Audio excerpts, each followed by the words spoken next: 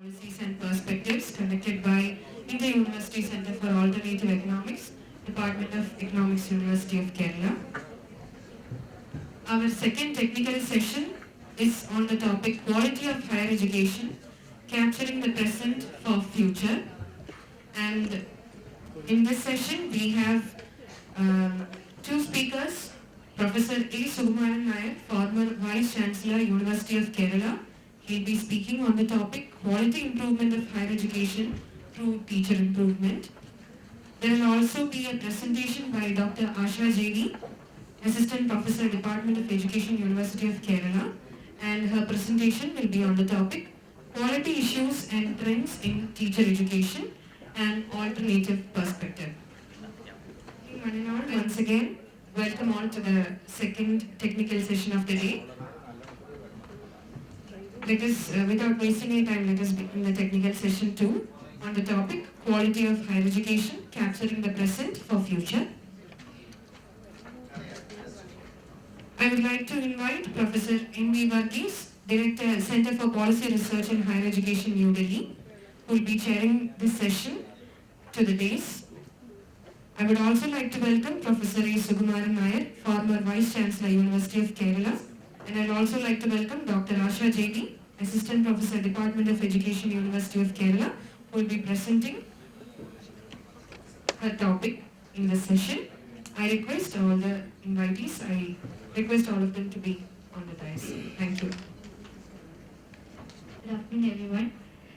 Right from the inaugural session, we were listening to the fact that yes, the whole world and the country, India, the whole world and India in particular was focusing more on increasing the quantitative aspect of education, especially higher education. But deliberately or unknowingly, what the policy makers and the bureaucratic world lost focus was on developing the qualitative concerns, and which is a very, very important policy question too. So our technical session, that is the second technical session, tries to address or tries to envisage a potential solution to this, that is capturing the present for the future. So maybe you may find this session to be a very fruitful one in cultivating more potential solutions and policy questions from this session. So it is on this note I'd like to begin my welcome address. I'd like to welcome Professor N.V. Varghese, who doesn't need a formal welcome because actually he had a very marvelous address last session. So I don't think we need to give him a very, very formal welcome again. He'll be chairing the present session. And next I would like to welcome Professor A. Sukumaran Nair. He was the former officiating Vice-Chancellor of University of Kerala, and also he's a true interdisciplinary, but he's a true tribute to the term interdisciplinary because he had 5 master's degrees on various disciplines of social science and, believe me, mathematics too. So he's true tribute to the name. Plus he was the former Vice-Chancellor of Mahatma Gandhi University of Kerala too, and he gained almost more than 35 post-doctoral degrees, and he's a leading academician and an educationalist, I can definitely say. So I'm from my bottom of the heart, I'd like to welcome Professor Sukumaran Nair to this session. I also welcome Dr. Asha JV, who will be the key presenter of the session too, and hope the session will be made with proper use, and I invite all the audience for the session, for enjoying the session. Thank you. Thank you for the introductions, and that makes my life much easier, so I need not have to introduce them again. Friends, I am between two learned people. I am perhaps more illiterate in this area than both the speakers sitting to my right and left, so I don't want to take time.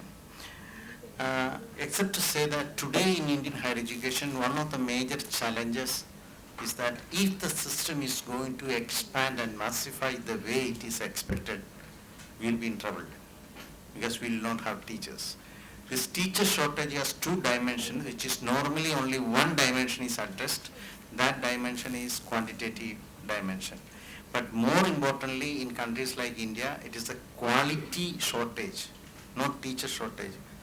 Quality shortage is one of the major crises that we face in India.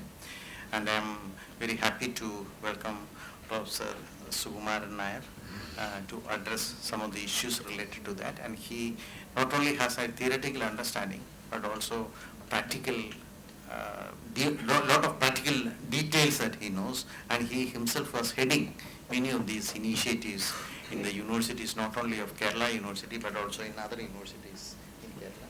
Sir, it gives us immense pleasure to request you to start your presentation. Chairman of the present session, eminent academic, Professor N.V. Varghese, Director of the Center for Policy Research in Higher Education, New Delhi,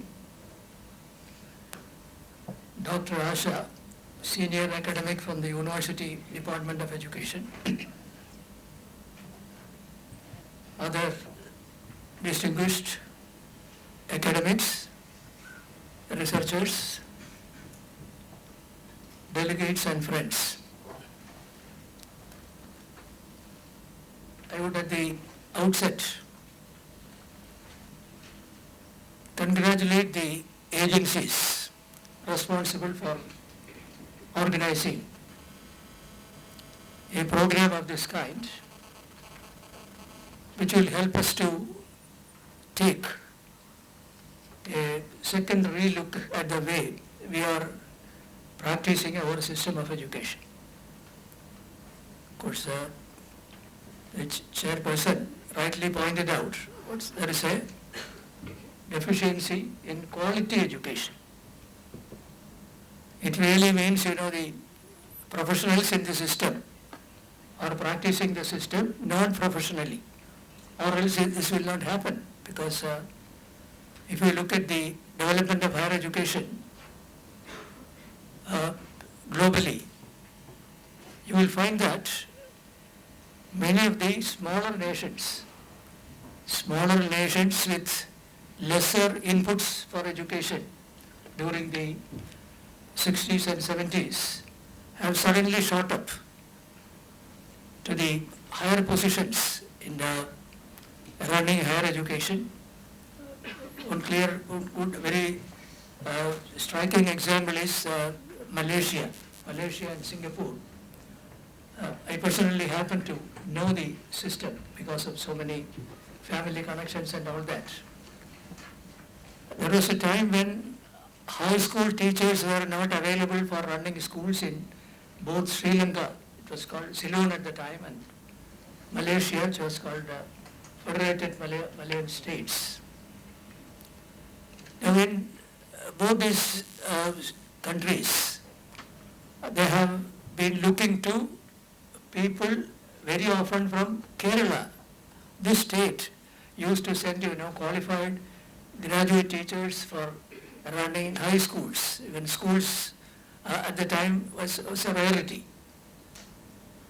Now these schools and colleges, both Malaysia, many of the Southeast Asian countries, almost all the important Southeast Asian countries, they have upgraded their levels of performance several fold, and they have come to are moving to the top. Singapore model has been copied by American system. They never used to copy anybody's educational system because they were leaders in running higher education all through. And it is American system which has more recently absorbed, trying to introduce what's called the Singapore model in some of their institutions. Now why I am saying all this? The theme which I have selected is one which has been really giving me a lot of anxiety as a teacher, first and foremost, as a researcher. Almost all important capacities I have served. For a short time I was Commissioner for Education and was responsible for running even school system for a short period, about 3 years. Now what I have found, or what I have conjectured on the basis of my interaction with this system in the country, almost all the older universities or places which I visited professionally for various purposes, so UGC specialist member sometimes for delivering lectures. In every case, I found that we have a very intelligent system of teachers, very committed, and very often, very highly intellectual groups of teachers in this country. So very often people think that quality of teachers is not in this country is not comparable with what is happening in countries like US or Britain. Anyway, the teachers are known to be good. I do not want to go into the details because I have proof that this is so. And also the cognitive potential, that is our learners, they are also some of the best that you can think of. I have research proof for this also because as a psychometrician, long back I was conducting tests of intelligence for students, global intelligence survey, the portion to be tested, South India was under my control. I found that very high intelligence is associated with many of the groups which I studied. It's a very insignificant school close to Trivandrum. In intelligence, non-verbal intelligence means, it's based on diagrams and it's not connected with language, knowledge or other forms of schooling content. Now we found that our students are very superior. This is my impression. Also because of my connection with both US and British systems. I studied in 3 universities there. And I was always looking at the way in which they are operating their system as a professional and also as an interested teacher to trying to find out how we can catch up and what kind of new adjustments are required if we have to move to the top. Anyway, even after 70 years of freedom, we stand at the same point or maybe we have gone backwards. Because at that time, the British influence was there and the system was, even when it was conventional, what they have rejected long back, was practiced in India as in the form of affiliating universities. Affiliating is a term which takes away the what's called the privilege of the teacher to teach. Because somebody else is telling you what you have to do, how you have to do, and how even academics are selected. For example, in the British University, as a Vice-Chancellor of a university, for example, selected by the academicians within the system as per a very stringent system of procedures. Only the best person will come to the top. We in India, we practice just the reverse of this. I do not want to go into the details. Anyway, the fact remains that the quality has been sliding backwards and backwards for the last 70 years. When the smaller nations of Southeast Asia have picked up and they are fast moving forward in the global knowledge society, despite the fact that we had some of the great leaders, running the country, like Jawaharlal Nehru, were very much conversant with the developments in the Western countries long back.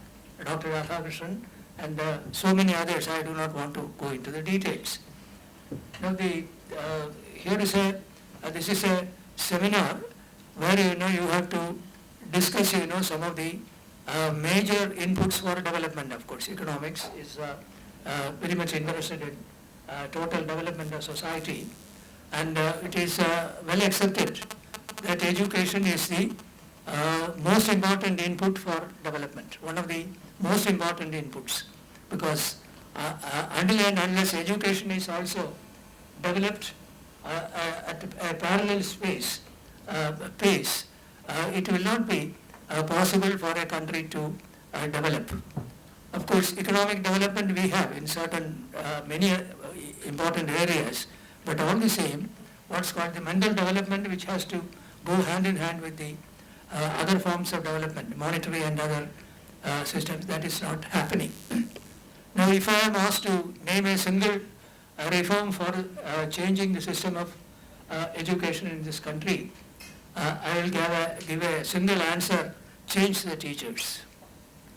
It's not changing superficially, peripherally. No, that's not the change which I am envisaging.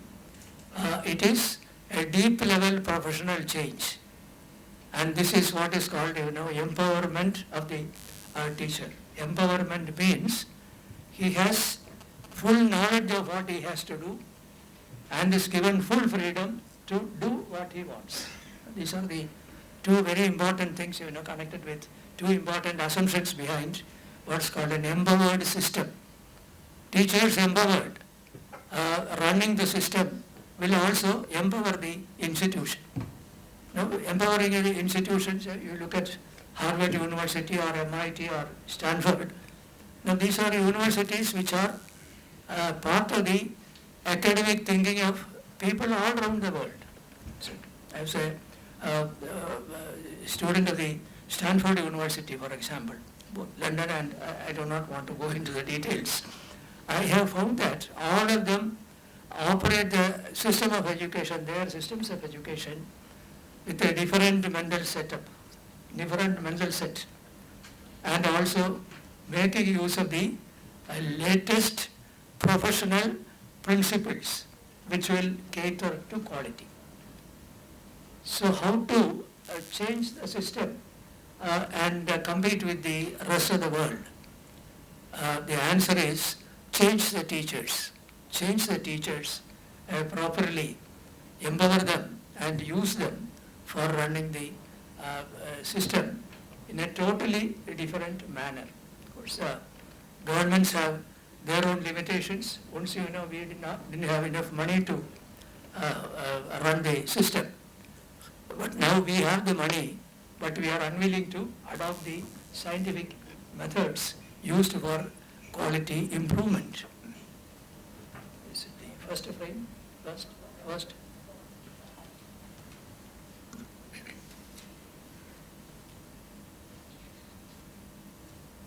This definition of an ideal system of higher education that you have, yes. Now the two words, empowered system and empowered teachers. Empowered system and empowered teachers means scientifically validated principles alone will be used for system running. Nobody has any right to impose what we would call as antiquated, verbal, linguistic, expository type of teaching meant for preparing students for taking memory-oriented examinations. All these words have to disappear. It's not the memory for something, originally my first master's degree was in mathematics. We had to remember, hundreds of formulae. Whatever we learned in school, that also becomes important. And a large number of such assumptions. Without any justification, we are introducing these things. Without any justification, these are introduced. And validated scientific principles means, the methodologies which are used by teachers in the advanced systems, in the progressive systems. What is it that they do? As lecturers, of course, we are better. Even Americans know that Indian professors can speak better English. More flourishing type of language can be used by Indians, because we pick up from dictionary and encyclopedia, but they use common words and common explanations and all that. English, spoken English is one of the strongest points in among Indian teachers who are very widely respected. I have a son who is an associate professor in one of the American universities. He is a very distinguished researcher in his area. After he went there as an engineer, gone to another area. And whenever I discuss with him how he goes ahead with his professional performance, he says, that is taken for granted. Whatever you want to do, you do. Until and unless it is creating problems for the university, they will not interfere. And they have full belief in the teachers. Now this is the major focal point from which I would like to develop my presentation. Next, Indian higher education institutions, large number of intelligent students, brilliant teachers, but functions as an inferior system of higher education compared to global standards.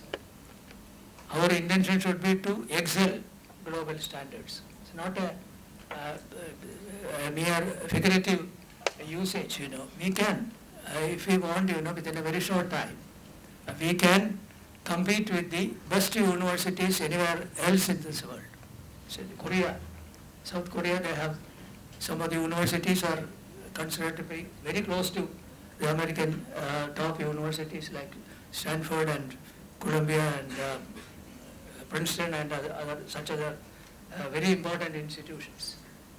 Now the next frame, why this is happening in a country like India.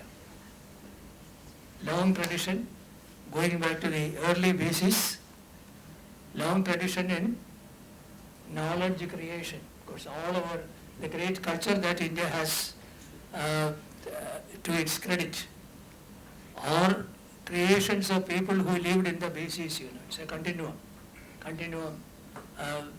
Thousands of years, we have continued. Okay, it's not the new type of educational conception that they had. Maybe it was old conceptions, but all the same. We have been performing all the same duties. Even top universities were there in this country long back.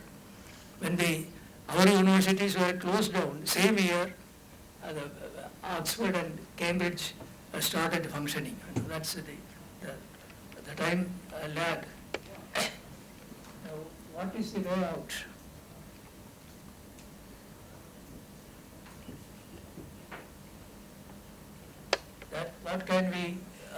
How can we catch up? The principles and procedures are known. What is good higher education is known. Because all these great universities, they demonstrate this. Any person who is even remotely associated, they can know what is happening in the field of higher education. It's not lecturing. Lecturing, of course, will happen once in a way. But the major issue is how do they, not communicating the content, but making them develop the tools for dealing with the content and process knowledge so that new knowledge can be created. Basic differences in the operational strategies used by progressive and non-progressive systems. This is something which has attracted my attention long back, even before I went to some of these countries for higher studies. The progressive versus non-progressive, the model has been developed, traditional versus progressive. And this belief in the ability of teachers is a strong point. This is where I would start my discussion about empowering teachers. Basically, our system does not believe in the ability of the teacher to take educational decisions. So, a few years back, a headmistress gave a test paper in one of the schools here in our state. And there was an order that there should not be any kind of examinations, another side of the story. And, unfortunately, she gave a test paper and she was suspended. And then Professor Kumari, when she was speaking, she said, if a headmaster does not have the freedom to conduct a test paper in a school, what kind of a school is that and what kind of a headmistress is she supposed to be? Now, this is what is happening, we don't understand what is meant by an enlightened system of education. The first change is reconceive the system with teachers at the center. At the center. With the full belief in the teaching community. All teachers are participants in decision making and have collective responsibility. Traditional systems, teachers are disbelieved and people in higher authority have the the power to impose their decisions, whether right or wrong. They can impose this on the lower, their subordinate agencies. Then, overarching centralized system takes all critical decisions. Who develops curricula in a university, even with all our new colleges and all that? University boards of studies. Equivalent bodies are there in academic council, and we all know what is what. Now, what is actually happening? The people who are to teach a particular topic or a particular subject, they are denied the opportunity to improve on what they have. Only when they are putting something into practice, they can improve on that. They are never given an opportunity. And once you are giving them this opportunity, they will only try to improve on that. And in another 3 or 4 years, they will be borrowing the models from London School of Economics for teaching economics, for example, and maybe 2 or 3 Harvard University and all, and combine, and probably you will have one of the best curricula for teaching a subject X, Y, Z. Now, this is one thing which I wanted to centralize the decision making. Managing systems will not interfere in the internal decision making. This is a very important thing. If it is done in any Western university, there will be opposition, and nobody will dare to do this. Traditional system, non-empowered teachers whose only choice is to teach as per directions from above. That is the rule. Even small things, once, years back I remember the government of Kerala gave an order, English should be taught, English in school should be taught using what's called a situational approach. It's a very important approach, suggested by the British Council. But do they have the power to say how English is to be taught within the classroom? I will have a better method as a school teacher. I will have so many other methods, and I am denied this opportunity. Even assuming this is a very good method, you are not right in what's called the pushing down the unwilling throats of the teachers, a methodology in which they don't believe. This is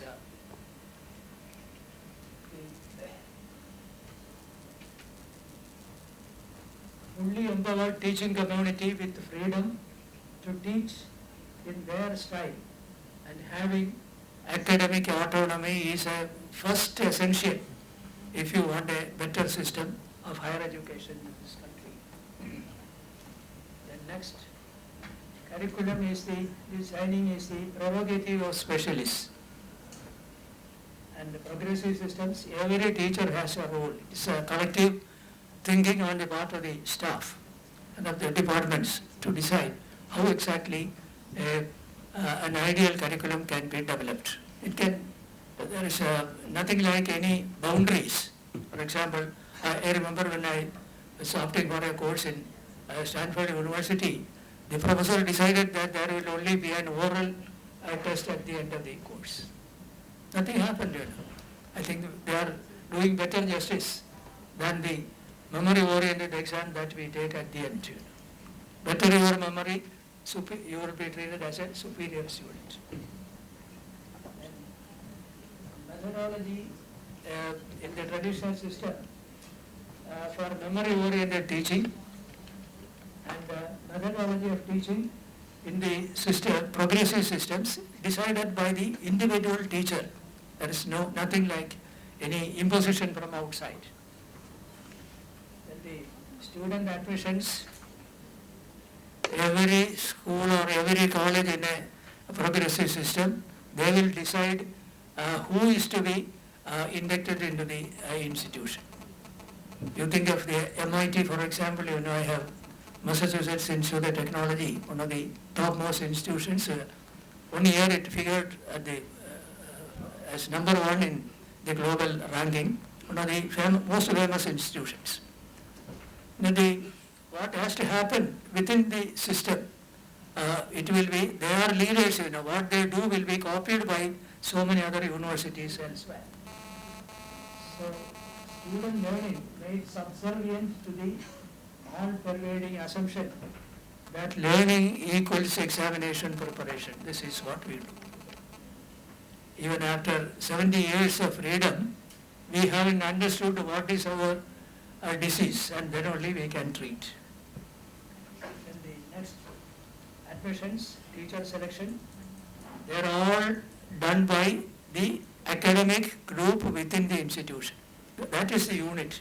It's not the university or the government, which is considered to be the, and of course they have their role.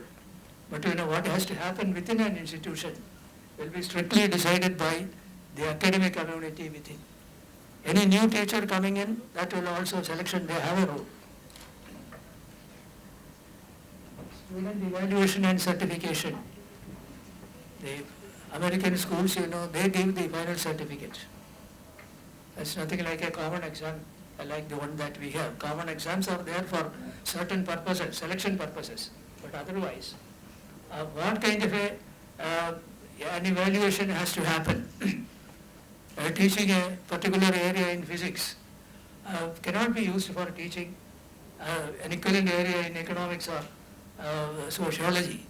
We know that they differ, and the teacher concerned will decide the curriculum and together with the operational strategies. That's what you call as the curriculum transaction methods.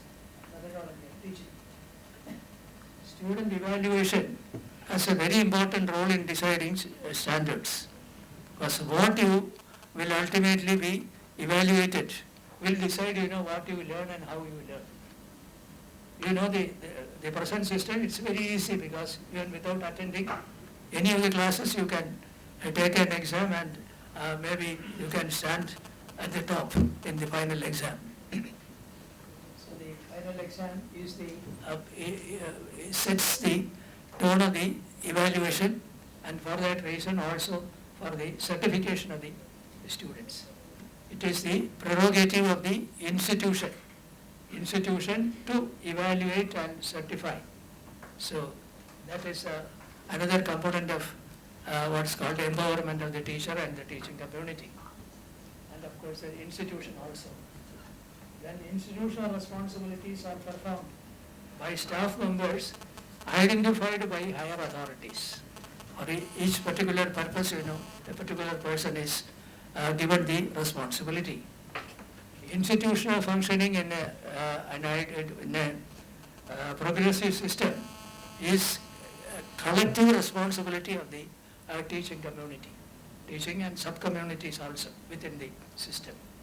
So that the whole community owns the school and also takes the responsibility for quality maintenance. This is, if I am not given any responsibility, I need not take responsibility for quality also. Somebody else's baby and you can use it. We are not bothered. I will do it in a very dispassionate manner without entering into the content as such. This is what is happening. Bureaucratic practices. Staff members identified by higher authorities, and now it is the what's called the cooperative, the collective decision of the teaching community. And this belief in scientifically validated principles. So I don't understand why in Indian schools we still stick to the old, what is called memory-oriented exams and the communication method, processing the subject matter to be presented. Processing in the Western system is done by the learners.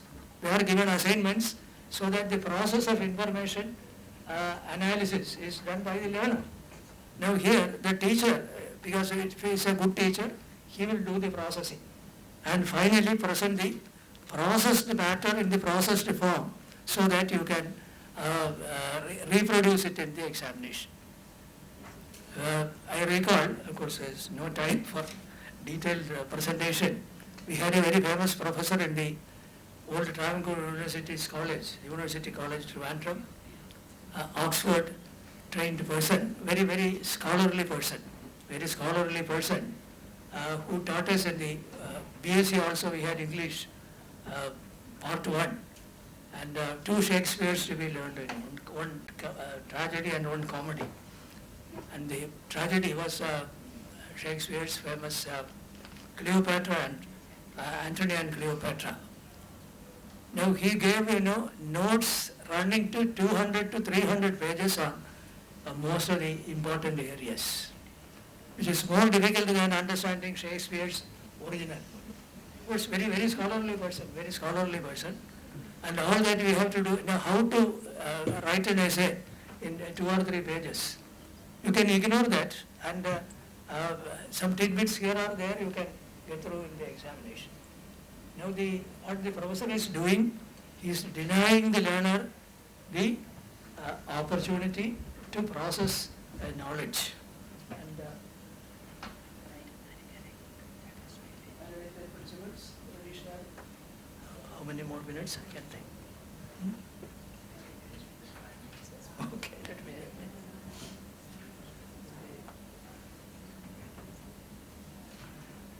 Now the stakeholders of the system, employers are there, the guardians and the parents who are sending their children for education there, they are all there, stakeholders are there.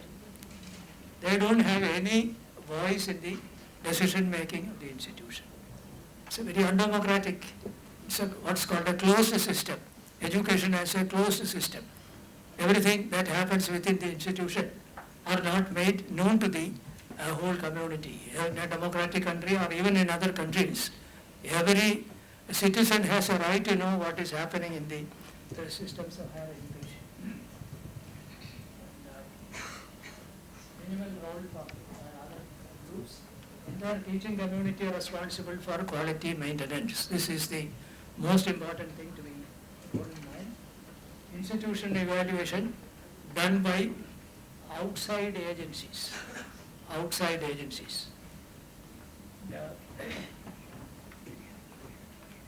System responsible for quality maintenance, institution responsible. Institution is responsible, not individuals. And the final comments, reorienting teaching and evaluation. The whole concept of teaching in higher education has to be radically restructured, radically redefined. Many people, whenever they speak of changing education, വിദ്യാഭ്യാസത്തിൻ്റെ അലിവും പിടിയും മാറ്റണമെന്ന് ഒരുപാട് പ്രസംഗം കേട്ടിട്ടുണ്ട്. It's a wholesale change. How to do this? As no clear answer is given. Increasing of salary, admission of students, how to admit students to medical college, all these are important, not that they are unimportant. But the more important things are ignored when we focus on what are called first order questions relating to higher education. What's peripheral, which every Tom, Dick and Harry is supposed to do, supposed to know also.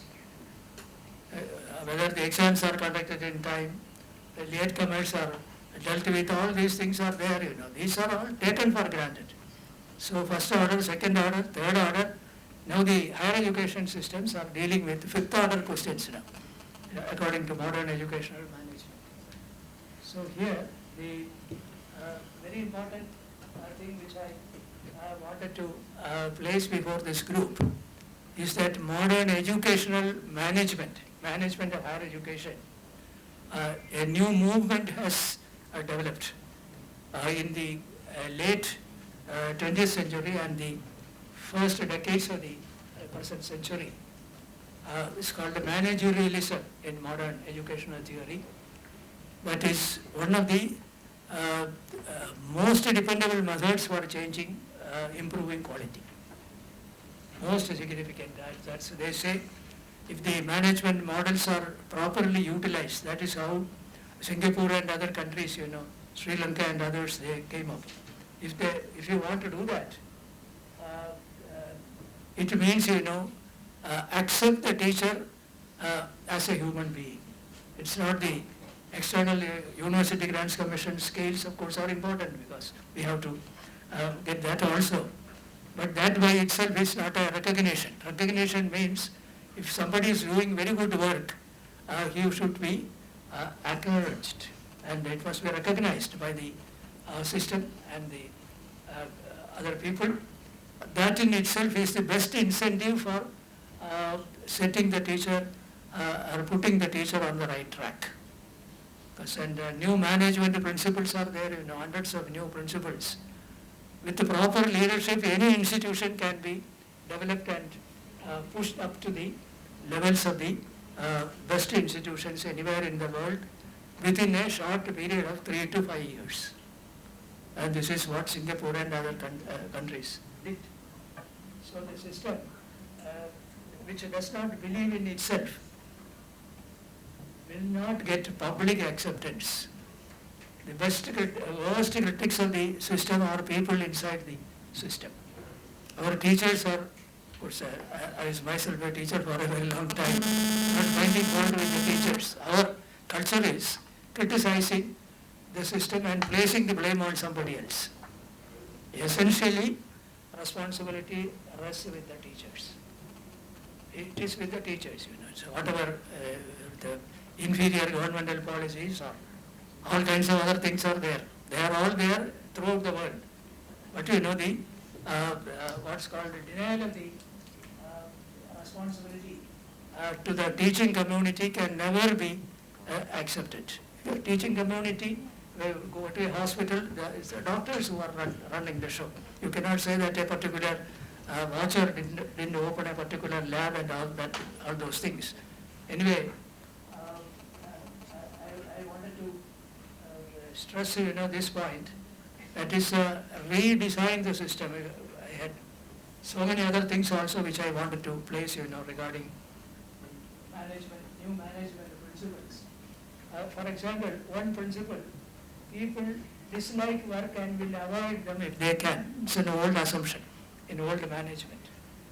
To the extent possible, you will avoid doing work. Now the counter new statement that is used in the present system. Work is necessary for a person's psychological well-being and development. So new theories are there, McGregor and others. I do not want to enter into any of these things. So many of the older laws have been redefined. And it is based on these principles, validated principles, scientific principles, psychological principles are used, sociological, behavioral, institutional behavior has their own principles. All these things are fruitfully combined to develop what is called a new model of managing systems of higher education by using this and totally accepting total changes for creating a new system. Autonomous colleges, the question in a Western university, I spoke about autonomous, the word autonomous. They said, does it mean that your colleges and universities are not autonomous? If they are not autonomous, then how can you call them by the name university? This is the question. So we are at two extremes here. We have to see that this gap is closed, and we have also a social responsibility.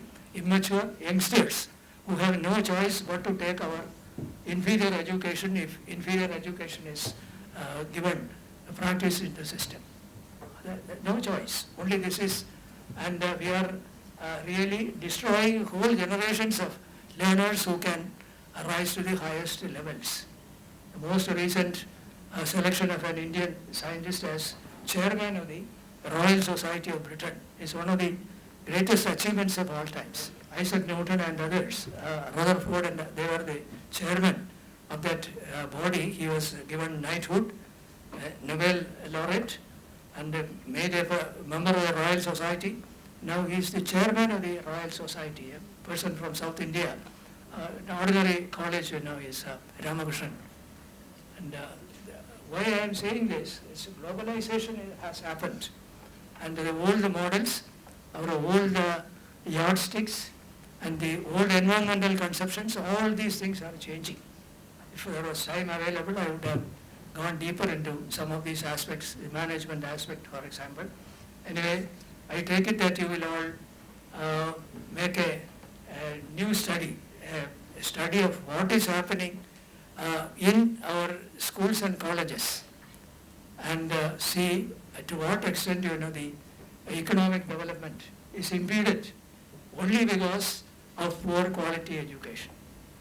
And I believe that it is substantial, and until and unless the corrections come from within the institution, I think there won't be any correction of this very important defect.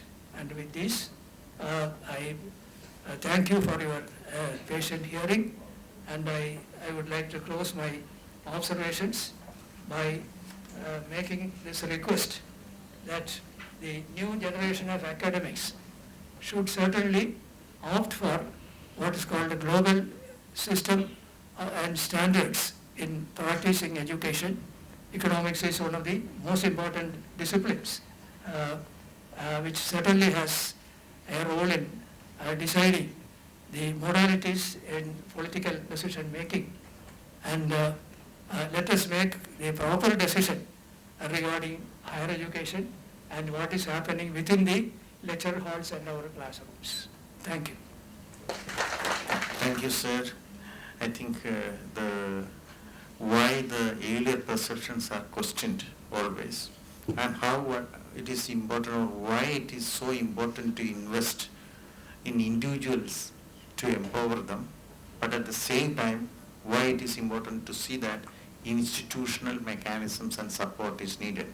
So when we talk about quality, we are not talking about quality based on a teaching of one teacher or two teachers. We should talk in terms of how the quality of the institution itself should be changed. So which means that placing the individuals within the institutional context becomes very important to have sustainable, transformative changes in the teaching learning process. That is the empowerment that one is trying to talk about. Thank you very much, sir, for both your theoretical exposition and also for your very, very important and practical dimensions of teacher empowerment. Thank you very much. May I request Dr. Asha? Okay. I was told that you can have 8 to 10 minutes. You can choose whether you want to have 8 or 10 minutes. I will try, sir. I will try my level best.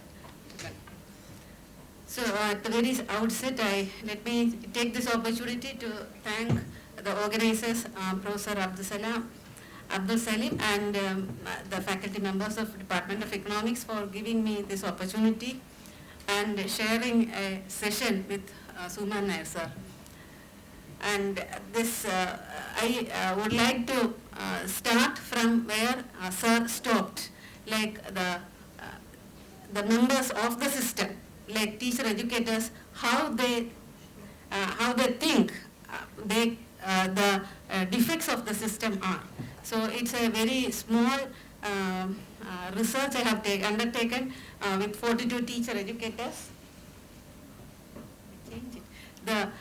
These are all introductions. Because I have to confine myself to 8 to 10 minutes, I will skip all these things. So let the slides speak. Let it go then. These are the excerpts from some literature I have reviewed showing that teacher education is an essential aspect. Teachers should be educated. Pre-service teacher education has significant role in the teaching competence of teachers. And some researchers also point out that the teacher education has relatively little impact, and for contradicting this, some other researchers are there showing that teacher training has been shown to be ineffective. If it is ineffective, it is arguably the reason is the design of teacher education provided, the system, the curriculum or the institution is responsible. It's like the argument goes, and my study the regulatory bodies, NCT. Now teacher education is under the control of NCT, and the curriculum frame has been redesigned and revamped. Next. You go to two more slides you can skip. So, and the 2004 revisions, the teacher education system, B.Ed and M.Ed, graduate and postgraduate system has been converted to 2-year course. Earlier it was professional 1-year course, and now it is 2-year courses, and naturally the students, after completing one graduation and post-graduation, they used to come for B.Ed and M.Ed. They are reluctant to join these courses because 2 years will be lost, 2 plus 2, 4. So when at the time when we were studying, we lost only 2 years for acquiring 2 professional degrees. Now they have to compromise 4 years for that. And the reaction of teacher educators for attracting more students to the course, and also for modifying the course has been, means I approached some teacher educators and they have given their suggestions, and we will see the suggestions. So these are the objectives: to analyze the observations shared by teacher educators, whether the revised curriculum is capable of achieving the planned and coordinated development of teacher education system. So this is the objective: planned and coordinated development of teacher education system, which has been envisaged by NCT. And to identify the major challenges experienced by teacher educators in incorporating, we have 3 major components. As in any system, we have the theory, the practicum, and the internship, teaching practice plus internship now. And within the semester frame, each semester has all these components, and how the teachers struggle to meet for completing the course within the framework, within the time limit. And from the opinion, formulate suggestions for modification in the curriculum.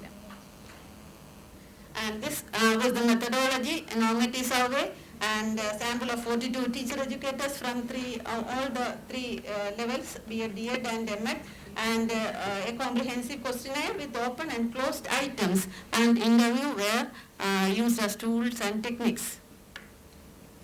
So the planned and coordinated development of teacher education system was analyzed by analyzing the provisions in the curriculum for self-directed learning, and providing autonomy to teacher educators in teaching and learning, and strategies for developing critical thinking given in the curriculum, and challenges posed by semester framework in incorporating the 3 components of the curriculum: theory, practicum, and internship. So please next. So the first was the capacities for developing self-directed learning. Self-directed learning is important as teachers. As teachers, the student teachers they have to learn the content and in a self-directed mode, and they have to apply it. It is not about learning and writing the examination, but instead they have to apply it through their life.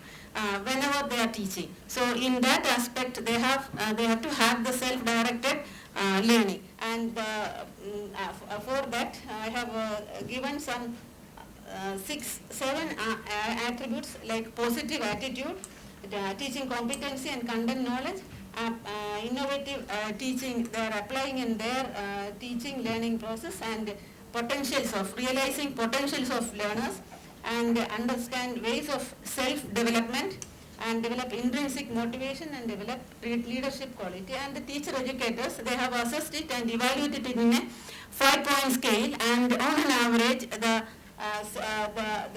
self-directed learning capacity of the curriculum was rated by the teacher educators as 3.45. And the strategies for, you have skipped one. Strategies for developing critical thinking. Critical thinking is very essential for any teacher, because we have to have critical thinking for any problem. We will face so many problems in the classroom in our day-to-day life experience in the classroom teaching process, and also whenever in the society there is the need for problem solving, and problem solving will happen from our critical thinking. So as teachers, the curriculum should equip the teachers to develop critical thinking, and that has been assessed. The components given there solve the common problems. Means for developing critical thinking, the curriculum framework is giving two aspects, that is critical analysis of educational films and critical review writing of any educational material. So these are the two assignments given in the curriculum for developing critical thinking. In addition to this, what? Yeah, sir.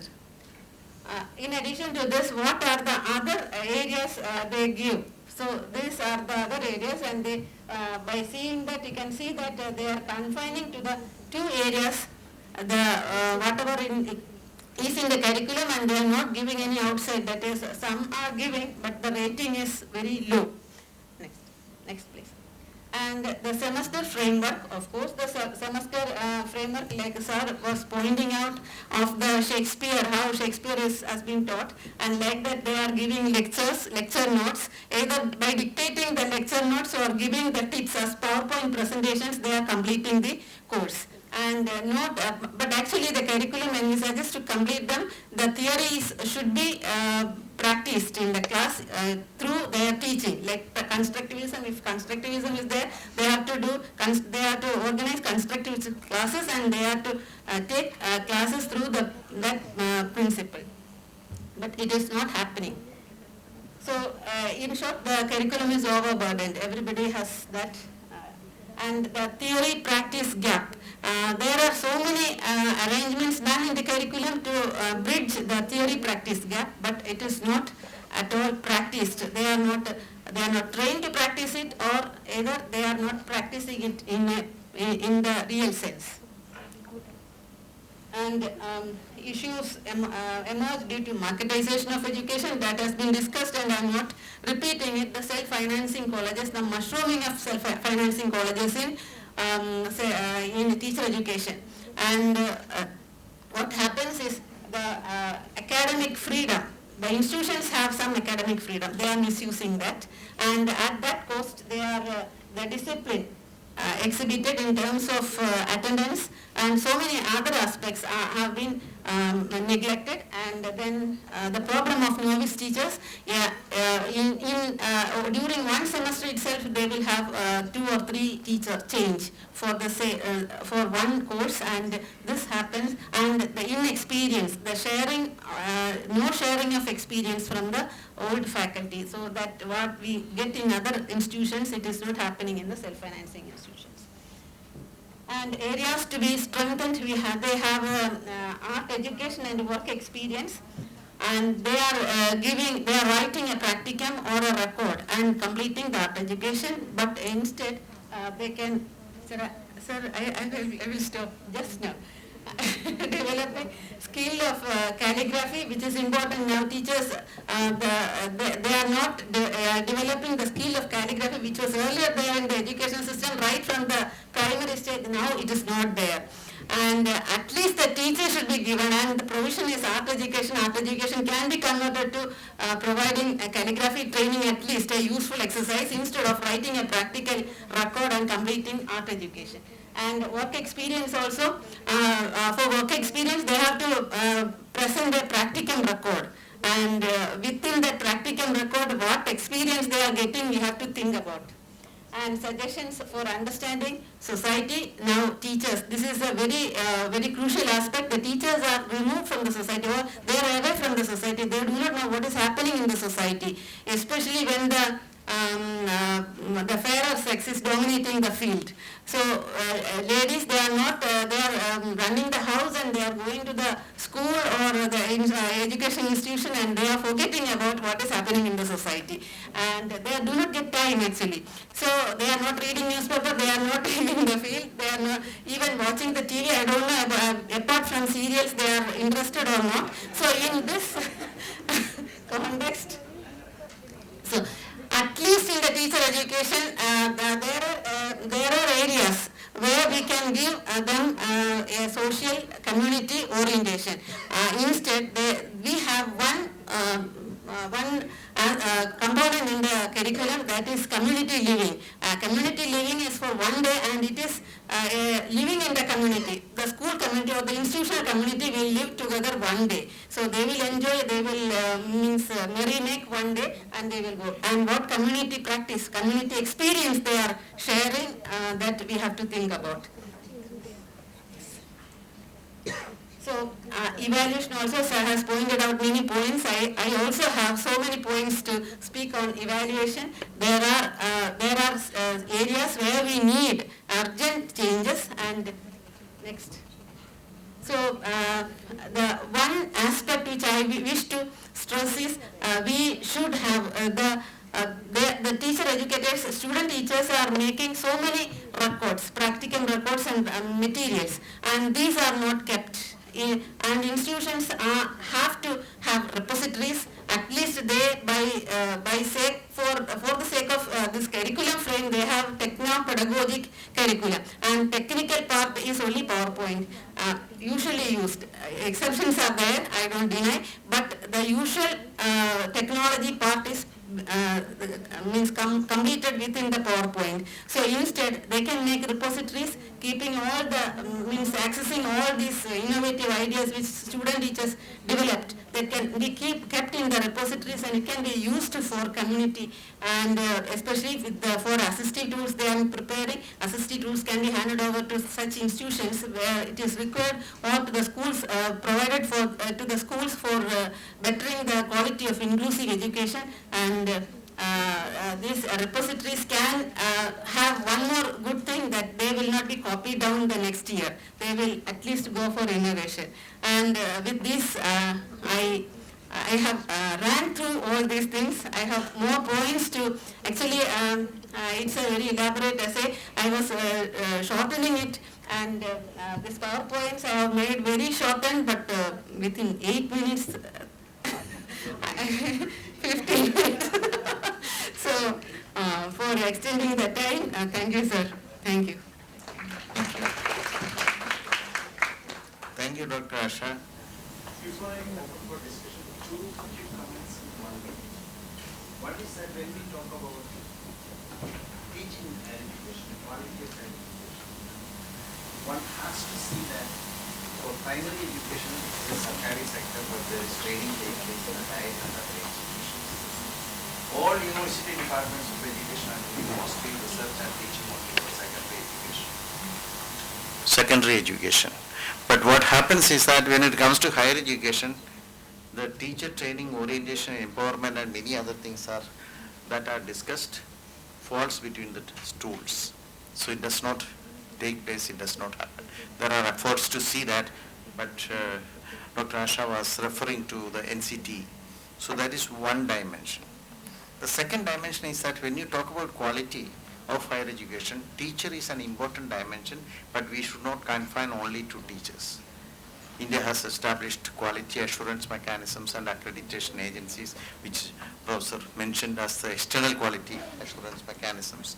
Then we have internal quality assurance mechanisms, and the universities are preparing IQAP reports every year, and that is discussed. So these are also the dimensions that we should consider, how these systems are operating while discussing about the quality of higher education. Friends, we can spend around 15 to 20 minutes for questions and answers.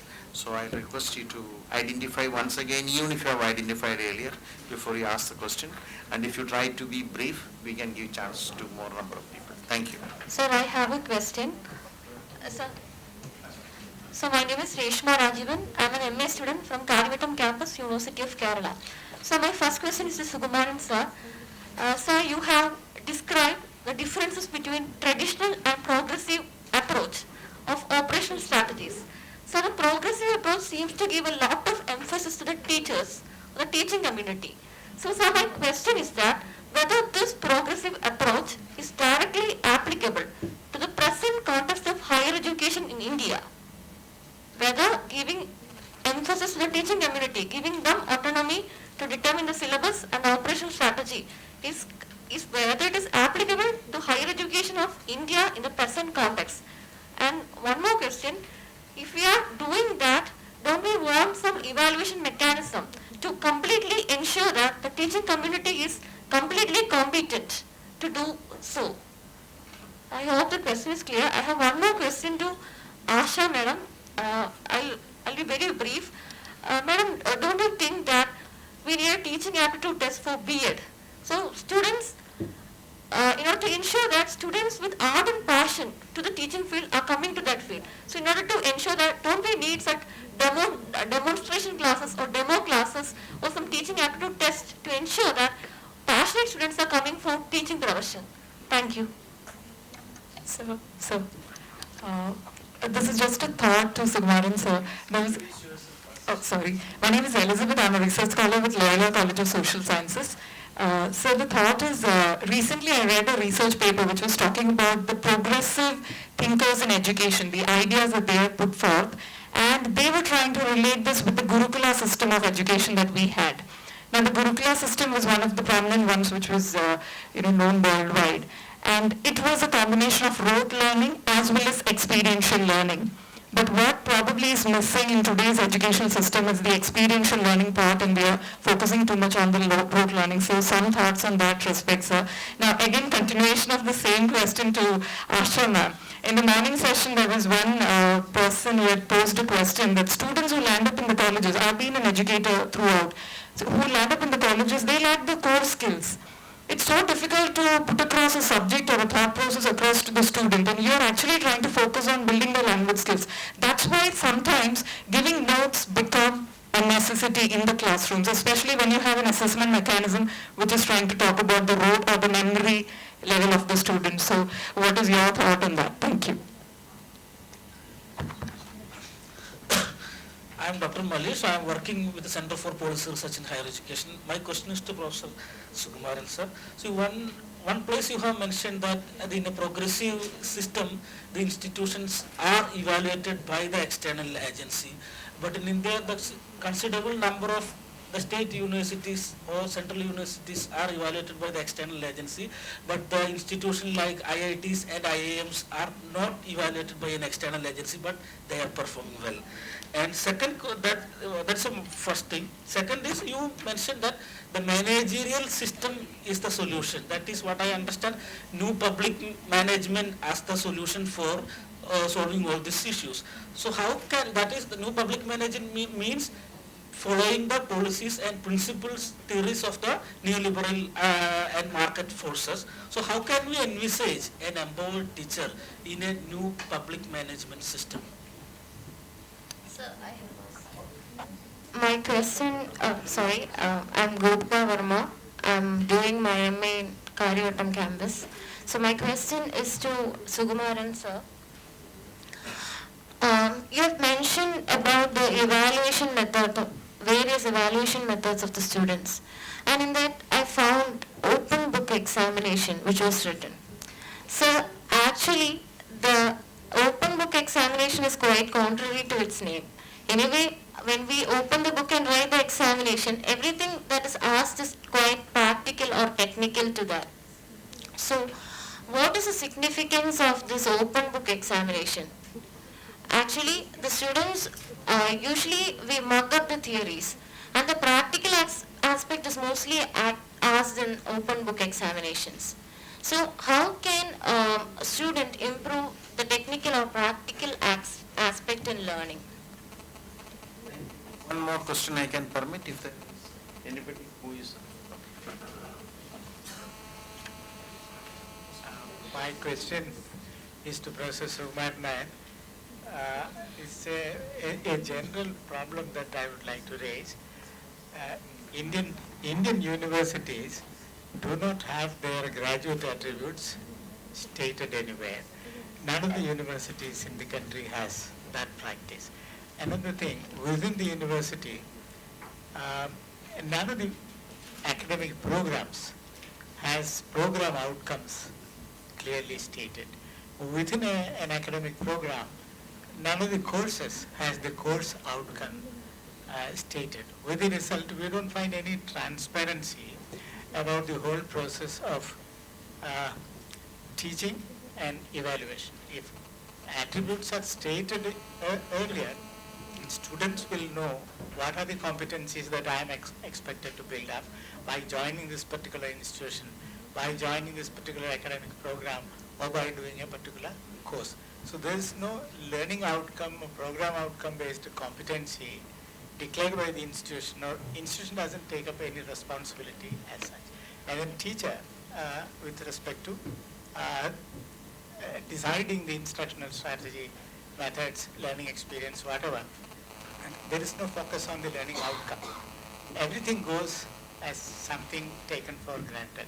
Now, with your lot of experience abroad, what would you suggest for at least Kerala now to have these things clearly stated and sort of openness and transparency assured? So the first question relates to traditional and progressive approach, and how applicable is the progressive approach? The process. You can sit first.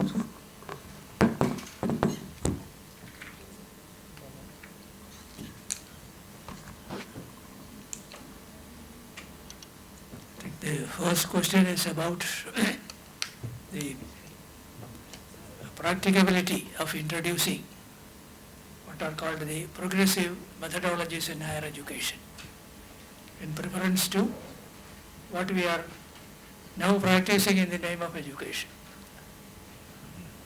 Actually, if you make a survey of what is happening in higher education all over the world, more than 90% of the countries have re-opted for the progressive strategies. Even that is why I spoke about whole of Southeast Asia. They have changed. They have changed. The question is whether it is applicable or not. Every good thing is applicable anywhere in the world. We have to accommodate. If it is important, education is important, then, and if the new methodology alone will give proper quality education, we have to adopt that. How we do it? How are we different from other countries in the world?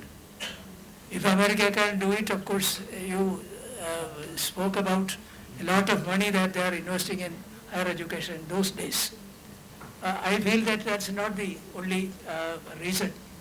They have what is called a mentality that education is important, and then they will listen to a specialist in education and find out how this can be achieved. The great John Dewey, the American educationist who is responsible for what is called progressive education, started from schools, and that is what we are also now speaking. That is, the learner is important. As I said, teacher is important, learner is important. Other teachers at his time, they didn't understand what he was saying. But now the whole world has approved the model, and if it is good, it has to be adopted. How you do it is the role of the teachers themselves. Ask for the changes and introduce them. Notes So students do not hold competence, so class notes are very important. What is your opinion? Yeah. Students are not competent to do such and such things means teachers are not competent to teach. If it is a competency which is expected of a learner, the teacher is expected to do it. Every teacher, it's nothing like ascending the Himalayan heights. That's not a physical activity. This is the duty of the teacher is to train him in every mental skill. Modern education is based on mental skill development, learning to learn or teaching to learn. It also includes some of these things, and the Gurukula system had a very beneficial component, that it was based on the environment, contact of the persons or learner with the environment. It is the environment that becomes the learning source, not the talking by the teacher. The teacher will give a direction, you go there, observe this, have a discussion and then come back. So it is the direct contact with the nature and its teachings. That's important.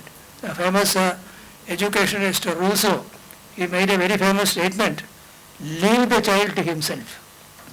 Means the environment is a better learner than your schools and your colleges. Until and unless the colleges and schools also adopt these methodologies, put them into actual contact with the learning environment which is available in plenty, Ayurveda and other things developed from the botanical, the famous Hortus Malabaricus and all. These are all environment-based, understanding written by people, other than, scholarly what is called, verbal scholarship. More than that is what is called action scholarship. So that has to be there in every educational system. External evaluation. IITs do not have external evaluation, but they are doing well. And what is your opinion about that? No, I said the evaluation, external, internal is completely absurd. Evaluation is for whom? For the learner. Whether the learner has achieved all the competencies. And whose duty is it to observe this? The teacher who taught. The teacher has a select number of objectives in mind when he teaches his lesson. Whether all these objectives have been achieved is the duty of the teacher as a part of his professional performance. So there, the teacher in the classroom is the only person who has to evaluate. Of course, external evaluation is only a kind of an accommodation and carryover of the bureaucratic system of the past. Somebody else from there telling the certificate is signed by the Vice-Chancellor based on somebody else's evaluation, isn't it? But better thing is the person who evaluates should be the person who is also teaching the area. So teaching and learning should go hand in hand. That's a basic question about learning outcomes. The students are not aware of what are the learning outcomes. The courses are not defining the learning outcomes. Graduate attributes of the university to the learning outcome. Why our universities are not having stated graduate attributes or program outcomes, and why a teacher is not declaring the course outcomes beforehand. That practice is then Harvard University is well known, not just for Harvard University curriculum and other things. Harvard University graduate attributes as well. Or Stanford University's graduate attributes. We don't have any of such institutions except nursing BSc, which was copied from Germany. Therefore, graduate attributes are there. The roundabouts of the middle of the Any comments? only comments I have. So the first time educational thinking came out with a presentation that a teacher should know what kind of behavior changes he is going to achieve as a result of a particular type of teaching. First time. I myself has my bachelor's degree in teaching. Very unusual types of wordings were there, a class in English.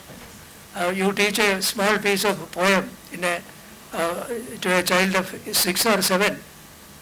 One of the objectives is to develop a feeling for English poetry. Feeling for English poetry.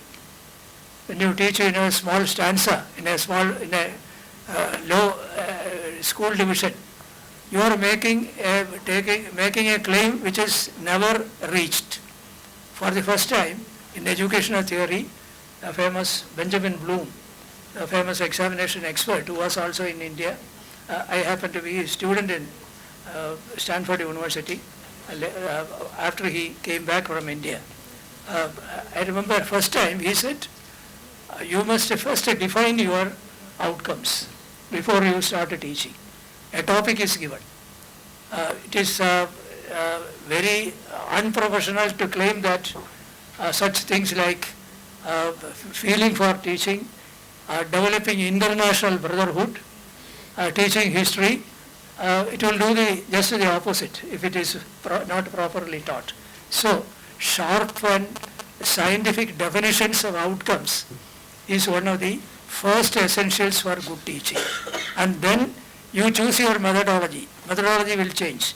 For such and such an objective, this is the ideal group of methods. So that way, giving a professional shape to instructional strategies started with the Bloomian taxonomy. Even teacher education doesn't have a proper taxonomy. I was arguing for that. What are the outcomes of a teacher education course?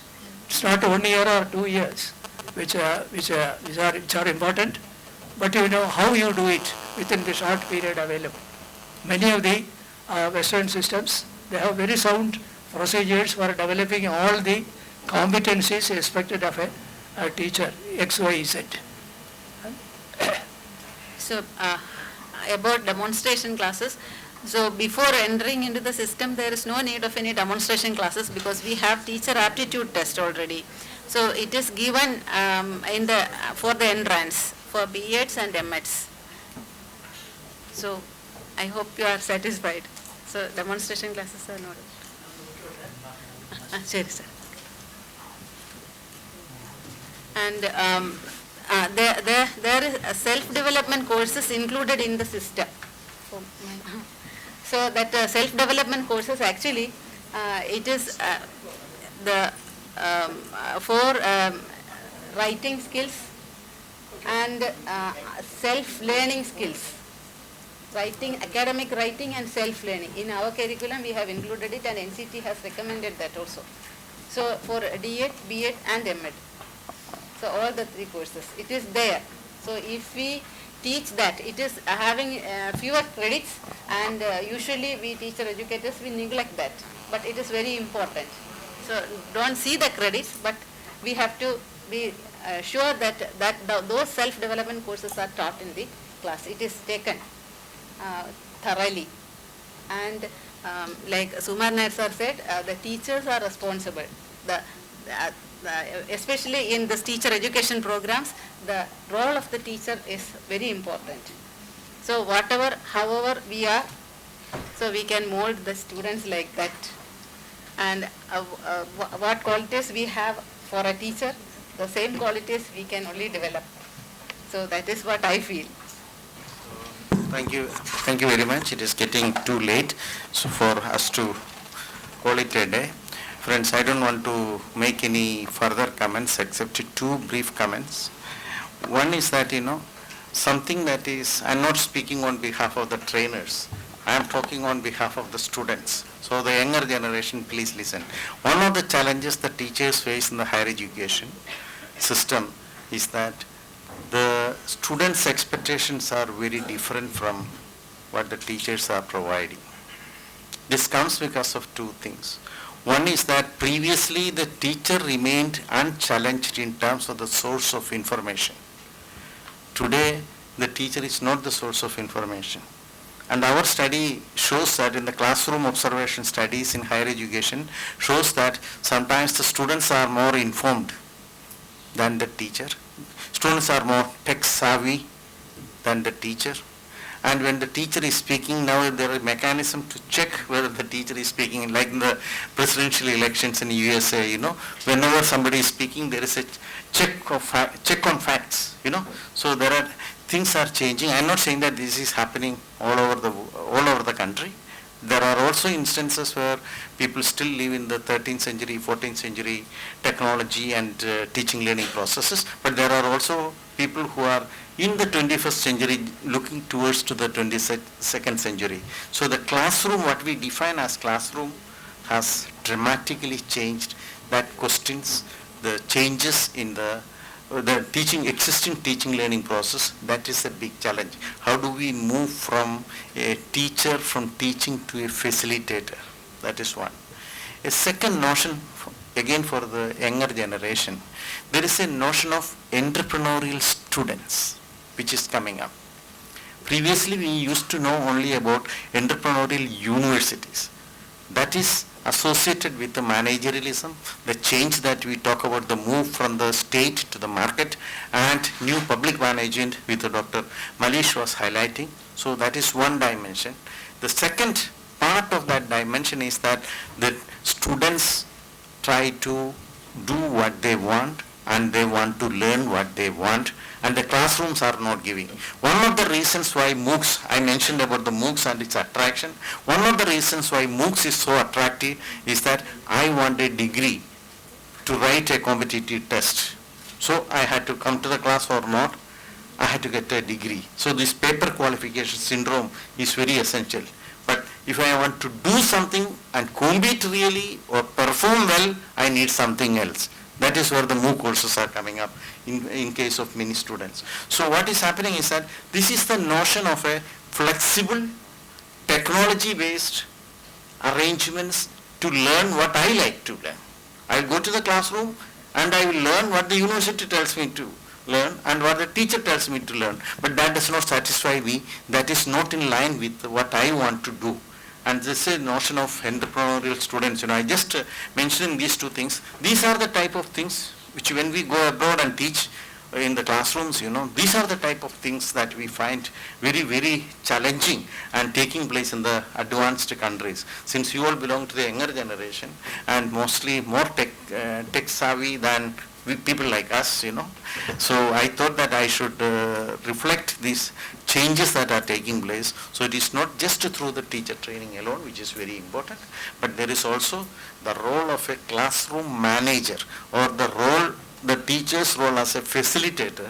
That needs to be emphasized. In many of the foreign universities nowadays, the PowerPoints are given. There is no lecture, there is only discussion in the classrooms. The classroom is essentially for discussion. When we talk about the blended learning, what is taking place is not lectures, So many changes are taking place. These are very important. Unfortunately, our institutionalized structure of teacher development is not in a position to capture these dimensions and effectively change the classroom.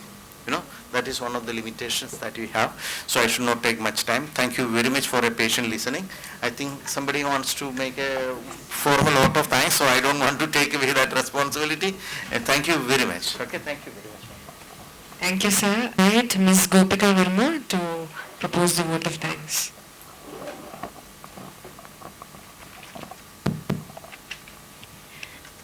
Good evening all. I am Gopika Verma as a representative of you all to express our gratitude towards each and everyone who has presented the paper as well as a very supportive chair of the session. This session was all about the improvement in the quality of higher education through teacher empowerment and teacher education. So, beginning with the chair of the session, as I mentioned, he was a very supportive chairperson. I thank Professor N.V. Varghese, sir, who has become a close acquaintance to all of us. Sir, I extend you my heartfelt thanks. Now I thank Professor A. Sukumaran Nair, sir, who was a former Vice-Chancellor of the University of Kerala. He talked about the quality empowerment of higher education through teacher empowerment. The most striking part of his presentation was the way he prepared his slides, which was very lucid and everything was very clear in that. And he talked about the age-old belief about the role of the teacher and disbelief in the power of a teacher. So he was speaking about the reorientation in the methods of teaching and its evaluation. So I thank you. In his absence, I extend my thanks. He wanted to go a little early, that is okay. It's okay. Now I thank Dr. Asha JV, who is Assistant Professor of the Department of Education in the University of Kerala. Ma'am, I first congratulate you for being the first woman in the presentation. She talked about the education of teachers, the strategies for developing critical thinking on the basis of her research. So she also put forward the issue of theory-practice gap and issue due to marketization of education. So once again I thank the chairperson and the paper presenters. Thank you for having a wonderful session. Thank you for giving us a wonderful session. Thank you all and have a great day. Thank you, Gopika, for a good vote of thanks which reflects you have understood the lectures, That itself is great, Brilliant. I request all of you to stand up for the national anthem.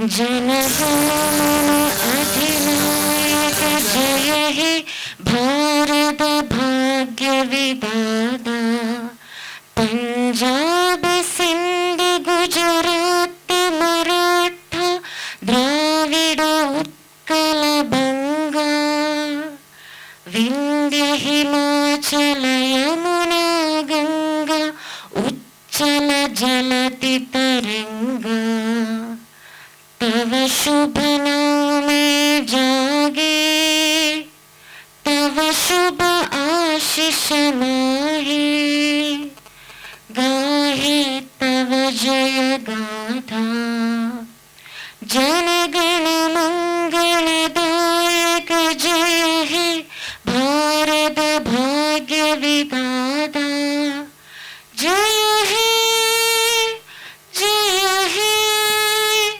जय हे जय जय जय जय हे. The session is dispersed.